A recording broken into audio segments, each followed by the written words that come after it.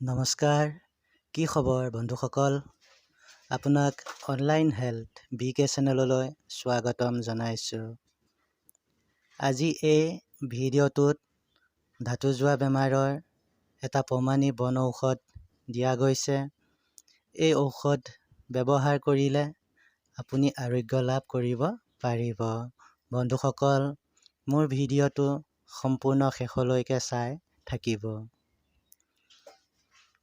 বন্ধুসকল, প্ৰথমে আমি জানি লওঁ এই বেমাৰৰ হোৱা কাৰণসমূহ।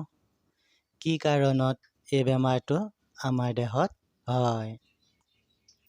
সাধাৰণতে অতি কম বয়সৰ পৰা অধিক শুক্ৰপাত কৰাৰ কাৰণে এই বেমাৰটো হয় আৰু শুক্ৰহীনতাৰ কাৰণেও এই বেমাৰটো হ'ব পাৰে। বন্ধুসকল, এতিয়া জানি লওক এই বেমাৰৰ লক্ষণসমূহ কেনেকুৱা ধৰণৰ হয়। যিকোনো সময়তে ধাতুৰ বাহিৰ হৈ থাকে, পুলিংগ সৰু আৰু চুটি হৈ যায়, শৰীৰ দুৰ্বল হৈ পৰে আৰু সংগমৰ সময়ত প্ৰকৃত সুখ নাপায়। বন্ধুসকল, এই ঔষধ ব্যৱহাৰ কৰিলে কেইদিনমানলৈ এইকেইটা খাদ্য খাবলৈ নালাগে।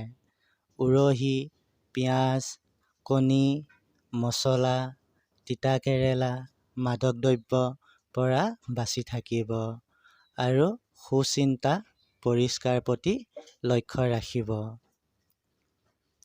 ঔষধ হিচাপে একেবৰণীয়া গৰু গাখীৰ 250 গ্ৰাম ল'ব। লগত 200 গ্ৰাম পৰিমাণ শিমলু চাল খুন্দি ৰস উলিয়াই মিহলাই ৰাতিপুৱা খালী পেটত এবাৰকৈ 5 দিনলৈ খালে ধাতু যোৱা বেমাৰটো ভাল হয়। সাৱধানতা ৰাখিব, বিড়ি চিগাৰেট, জ্বলা পোৰা বস্তু নাখাব। বন্ধুসকল, ভিডিঅ'টো ভাল লাগিলে লাইক আৰু ছাবস্ক্ৰাইব কৰি দিব। Online health BK।